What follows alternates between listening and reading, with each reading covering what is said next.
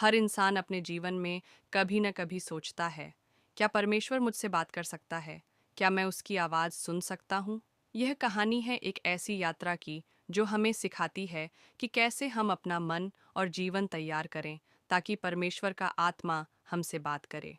Bible के अनुसार परमेश्वर हमेशा अपने लोगों से बात करता आया है। मूसा से जलती झाड़ी में, शमूएल को रात के सन्नाटे में और यीशु मसीह के द्वारा अपने शिष्यों से। तो आज वह हमसे भी बात कर सकता है, लेकिन क्या हम तैयार हैं? मैं हर रोज़ प्रार्थना करता हूँ, लेकिन मुझे लगता है परमेश्वर चुप है। शायद वह बोलता है, पर हम सुन नहीं पाते। क्या हम उसकी आवाज़ सुनने के लिए अपने दिल को खोलते हैं? परमेश्वर पवित्र है। जब हम अपने जीवन को पवित्र बनाते हैं, पाप से दूर होते हैं, तब हमारा मन और आत्मा साफ होता है, जैसे एक रेडियो की ट्यूनिंग सही हो जाए। जब तुम बाइबल पढ़ते हो, तो तुम परमेश्वर की आवाज़ सुनते हो। उसकी आवाज़ जीवित है। इस व्यस्त दुनिया में हमारे मन इतने शब्दों से भरे हैं कि हम चुप रहना भूल गए हैं। लेकिन परमेश्वर अधिकतर चुप रहकर बोलता है, हमें सुनना सीखना पड़ेगा। तो क्या मैं सुन सकता हूँ उसकी आवाज़? हाँ, जब तुम्हारा मन शांत होता है, तुम्हारा दिल तैयार होता है, तब आत्मा तुमसे बात करता है। कभी कभी परमेश्वर स्वप्नों में, कभी वचनों में, कभी किसी और के माध्यम से बोलता है। लेकिन सबसे गहरी बात, वह हमारे अंदर बोलता है।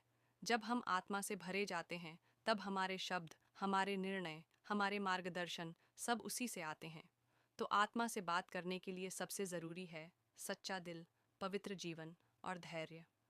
रोज़मर्रा की ज़िंदगी में आत्मा का मार्गदर्शन, एक किशोरी को आत्मा से चेतावनी मिलना, एक व्यापारी को आत्मा से संयम की सीख, एक बीमार स्त्री को आत्मा द्वारा सांत्वना, परमेश्वर के आत्मा से मिली क्षमा की अनुभूति, आत्मा का फल, प्रेम, आनंद, शांति, धैर्य, दया, भलाई, विश्वास, नम्रता, संयम, आत्मा से संबंध रखने का अभ्यास, उपवास, प्रार्थना, ध्यान, सेवा, आत्मा से दूरी होने के कारण अहंकार, लालच, कटुता, व्यभिचार, पश्चाताप और आत्मा की वापसी, आत्मा के साथ चलना। प्रतिदिन का अनुभव, आज परमेश्वर का आत्मा हमसे यही कह रहा है, सुनो, मैं तुम्हारे द्वार पर खड़ा खटखटा रहा हूँ। यदि कोई मेरी आवाज़ सुनकर द्वार खोलेगा, तो मैं उसके पास आऊँगा।